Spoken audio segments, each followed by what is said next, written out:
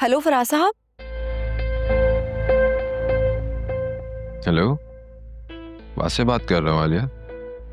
आप ये कौन सा नंबर है? ऑफिस का नंबर है, पीटीसीएल का। तो फराज की कॉल का वेट कर रही थी। वो सुल्तान जेल से वापस आ गया है। तो वो असल में घर में सब बहुत परेशान हो रहे थे। मैं फराज साहब की कॉल का इंतजार कर रही थी, उन्हें अपडेट देनी थी। तुम फराज को अपडेट दे रही हो, तुमने मुझे बताना मुनासिब नहीं समझा। वैसे घर में सब बहुत डिस्टर्ब हैं और सच पूछो तो मेरा दिमाग ना बिल्कुल भी काम नहीं कर रहा है। खैर आप बताएं, आप क्यों कॉल कर रहे थे? व्हाट्सएप चेक किया तुमने अपना? नहीं, मैंने नहीं चेक किया। क्यों, क्या हुआ है? प्रमोशन हो गई है मेरी। सीईओ ने मुझे ऑफिशियल डिनर पर इनवाइट किया है। तुम्हें साथ चलना है मेरे। आज? वासे इतने शॉर्ट नोटिस पर मैं कैसे आ सकती हूँ? और घर की सिचुएशन तो आपके सामने ही है ना। ओ कम ऑन आलिया, एक तो तुम्हारे घर के मसले के खत्म ही नहीं होते। एक खत्म होता है दूसरा स्टार्ट हो जाता है।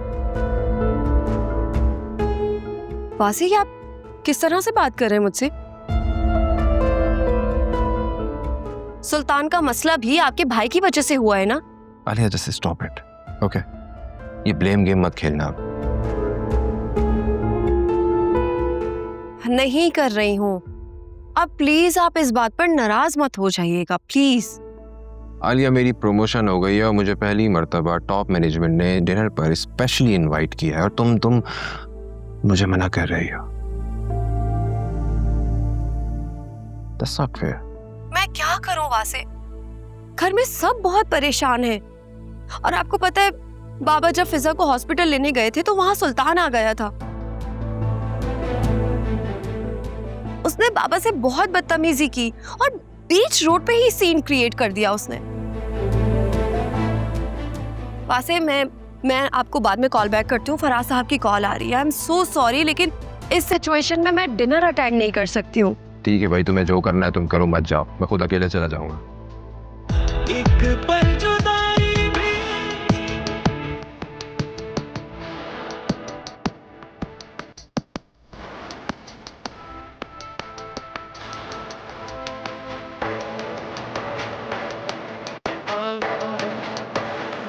इश्क में हारा है, इश्क में हारा है।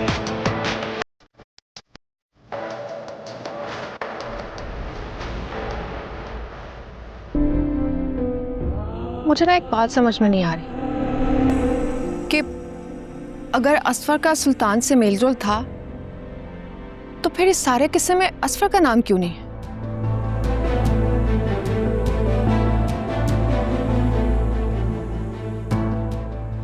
लेकिन एक बात साफ जाहिर है, सुल्तान का असल टारगेट फिजा थी। तो फिर उसने आयरा को क्यों अगवा किया? बेटा, पुलिस ने इन्वेस्टिगेशन की है। असफर का इस मामले से कोई ताल्लुक नहीं। इनफैक्ट वो तो अपनी नई बीवी के साथ हैदराबाद गया हुआ था। बेशर्म, बेहया, एहसान फरामोश कहीं का। लेकिन मेरा दिल कहता है कि असफर का जरूर इस वाक़े से कोई ताल्लुक है।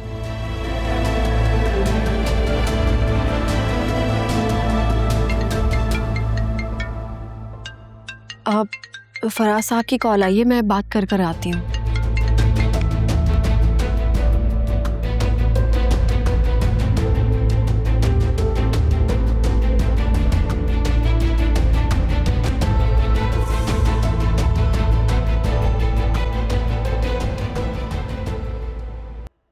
हो गई बात?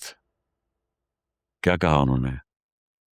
वो कह रहे हैं कि केस पुलिस के हाथों से निकल के अदालत के हाथों में जा चुका है और अदालत जो है बगैर सबूत के ज्यादा टाइम उसे जेल में नहीं रख सकते।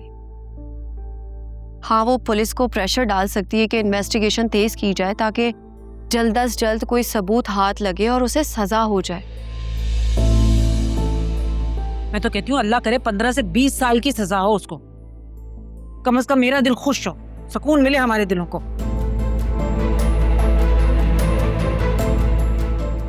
मैं भी यही चाहती हूँ। मेरा तो परेशानी में सर दर्द से फटे जा रहा है। अम्मा आप फिर से टेंशन ले रही हैं, तबीयत खराब हो जाएगी आपकी। अरे गोली मार तबीयत को।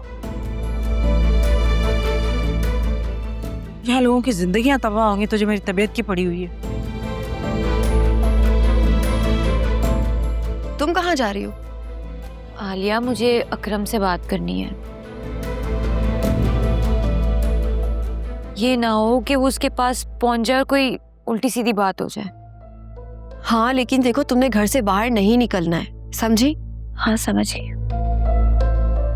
अम्मा आप भी आए मेरे साथ, कुछ देर आराम कर ले। मैं सर दबाती हूँ, आपको आराम मिलेगा। ठीक हूँ मैं यहीं पे। चली जाओ, थोड़ा आराम कर लो।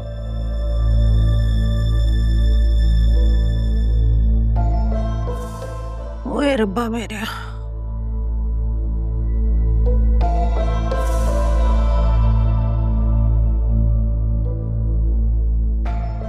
बेटा मुझे नहीं लगता कि पुलिस सुल्तान के खिलाफ कोई ठोस सबूत ढूंढ पाएगी। अब आप मायूस क्यों हो रहे हैं? हमारी पुलिस ढूंढने पर आए ना तो 2 दिन में खोज निकाल लेती है। हाँ अगर ढूंढने पे आए तो। मैं जानती हूँ आप क्या चाहते हैं। मैं अकरम से बात भी करूंगी, लेकिन अब आप फिजा और अकरम की शादी मसले का हल नहीं है। हमें इस मसले को जड़ से खत्म करना होगा, हमेशा हमेशा के लिए। आप सोचें, अगर शादी हो भी जाती है और शादी के बाद भी अगर सुल्तान ने फिजा का पीछा नहीं छोड़ा तो फिजा के ससुराल में क्या इज्जत रह जाएगी? अब्बा, हमें जल्दबाजी में कोई फैसला नहीं करना। तुम ठीक कह रही हो। शायद मैं भी अपने 1-2 दोस्तों को कॉल करके देखता हूँ, शायद अल्लाह कोई हमारे लिए वसीला बना दे। बेटा तुम आज यहीं रुक जाओ। तुम होती हो तो तुम्हारी माँ को तसल्ली रहती है। ठीक।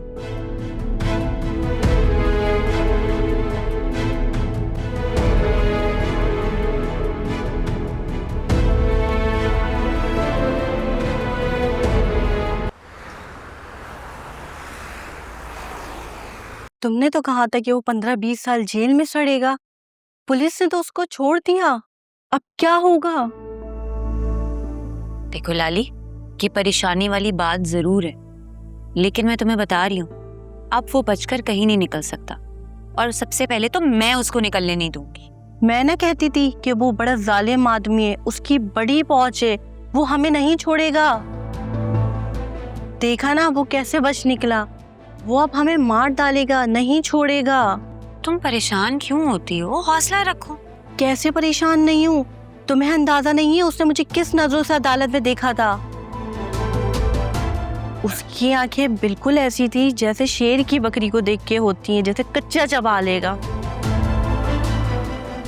मुझे बहुत डर लग रहा है, अगर उसने मेरे बच्चे को नुकसान पहुंचा दिया तो मैं जिंदा नहीं रह पाऊंगी।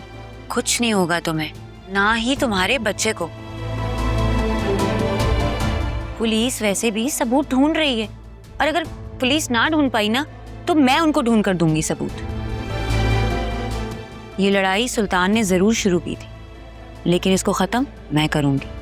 मुझे यहाँ नहीं रहना, खुदा के लिए मुझे अपने साथ ले चलो, वरना वो मुझे मार देगा। वो अभी जमानत पर निकला है लाली, वो अभी तुम्हें कोई भी नुकसान नहीं पहुंचाएगा। और तुम फिक्र नहीं करो, मैं खुद पुलिस से बात करूंगी कि तुम्हें हमारे घर भेज दे। बस मेरे बच्चे को कुछ ना हो जाए, यही मेरा सब कुछ है। देखो लाली, हौसला रखो, और देखो ना हम सब तुम्हारे साथ है ना। देखो तुम इस सब की ना सबसे अहम गवाह हो, और वो तुम्हें झुठला बिल्कुल भी नहीं सकता। जब तुम उस सब से बाहर निकल कर आ सकती हो ना, तो अल्लाह ताला तुम्हें इससे भी बाहर निकाल देगा इंशाल्लाह। बस थोड़ी सी तुम चौकस रहना, तुम्हें जरा सा भी खतरा महसूस हो ना, फौरन मुझे कॉल मिलाना। और आसपास की औरतों पर भी नजर रखना। ठीक है, मैं ख्याल रखूंगी। इस वक्त वैसे भी ना टेंशन लेने ना तुम्हारे लिए बिल्कुल ठीक नहीं है, क्योंकि इससे तुम पर नहीं खाली तुम्हारे बच्चे पे भी असर पड़ेगा। और मैं तुम्हें ऑफिस से कॉल करती रहूंगी, तुम्हारी खैरियत मालूम करती रहूंगी, और तुम्हें कुछ भी चाहिए हो ना, मैं हाजिर हूँ। अपना बहुत सारा ख्याल रखना।